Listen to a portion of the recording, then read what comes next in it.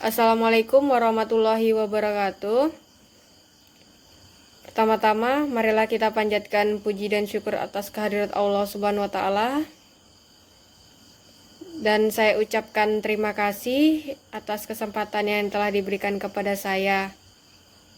Dan yang saya hormati dan saya muliakan pada kesempatan ini yaitu Bapak Haji Sunarto Minarsuhud, SEMSI. Dan izinkanlah saya memperkenalkan diri saya. Perkenalkan, nama saya Dewi Sintia dengan nomor pokok mahasiswa 19111001 3443 102. Saya berasal dari Universitas 17 Agustus 1945 Samarinda, Fakultas Ekonomi, Prodi Manajemen Sore 04. Baiklah, saya akan menyampaikan materi yang berjudul tentang perdagangan internasional. Mungkin sudah tidak asing lagi mendengar kata perdagangan internasional. Perdagangan internasional adalah perdagangan yang terjadi di antara dua negara atau lintas negara yang mencakup ekspor dan impor. Faktor pendorong terjadinya perdagangan internasional diantaranya adalah perbedaan kekayaan sumber daya alam, perbedaan selera, perbedaan iklim, prinsip keunggulan komparatif, serta adanya komunikasi dan sarana transportasi. Menurut Adam Smith, mengungkapkan teori keunggulan absolut yang berbunyi bahwa suatu negara akan melakukan spesialisasi produksi terhadap suatu jenis barang tertentu yang memiliki keunggulan absolut terhadap negara lain yang memproduksi barang. Keunggulan absolut dapat terjadi karena perbedaan keadaan seperti letak geografis, iklim, kekayaan sumber daya alam, kualitas tenaga kerja, tingkat penguasaan iptek, jumlah penduduk, modal, dan lain-lain. Menurut Esmil, beranggapan bahwa suatu negara akan menghususkan diri pada ekspor barang tertentu bila negara tersebut memiliki keunggulan yang komparatif dalam kurung tanda kurung keunggulan relatif tutup kurung terbesar dan menghususkan impor barang bila negara tersebut memiliki kerugian yang komparatif.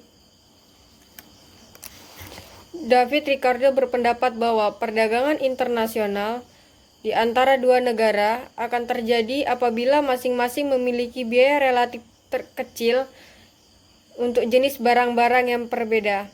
Pendapat ini juga dikemukakan oleh J.S. Mill dan David Ricardo tersebut di atas disebut dengan teori komparatif. Pada umumnya, kurs tukar valuta asing tercatat dalam dua macam kurs, yaitu kurs jual beli. Kurs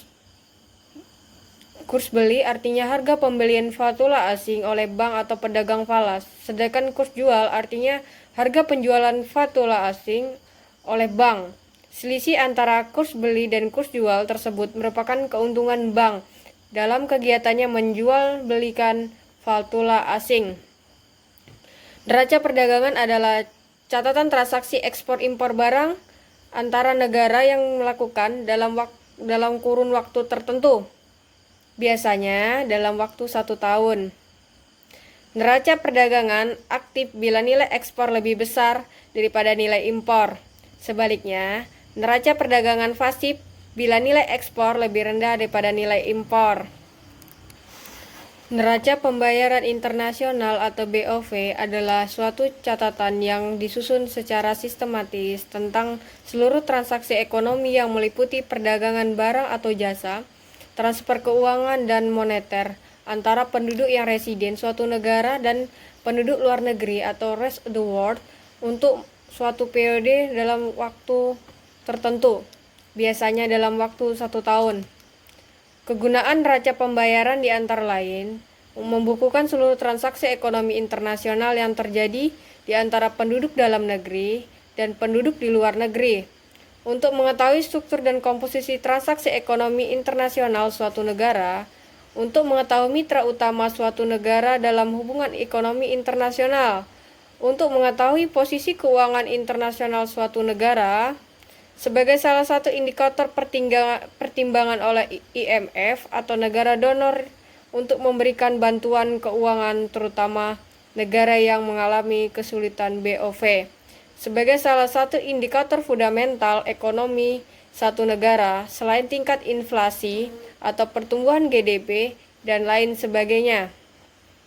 Kebijakan perdagangan internasional terdiri atas penetapan tarif atau bea masuk, kuota, larangan ekspor atau impor, subsidi, diskriminasi harga, politik dumping, dan premi. Devisa adalah suatu alat pembayaran yang diakui secara internasional.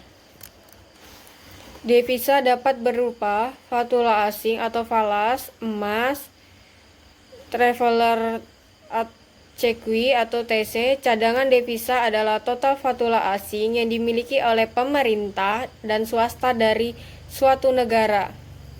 Cadangan devisa suatu negara biasanya dikelompokkan atas cadangan devisa resmi dan cadangan devisa nasional.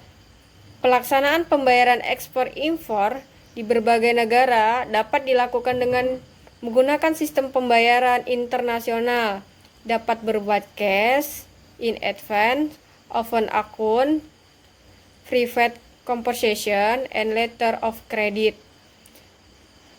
Sekian dari saya, dan saya ucapkan terima kasih kepada Bapak Haji Sunarto selaku dosen ekonomi internasional yang telah memberikan kesempatan pada saya. Saya akhiri, wabillahi taufiq wal hidayah. Wassalamualaikum warahmatullahi wabarakatuh.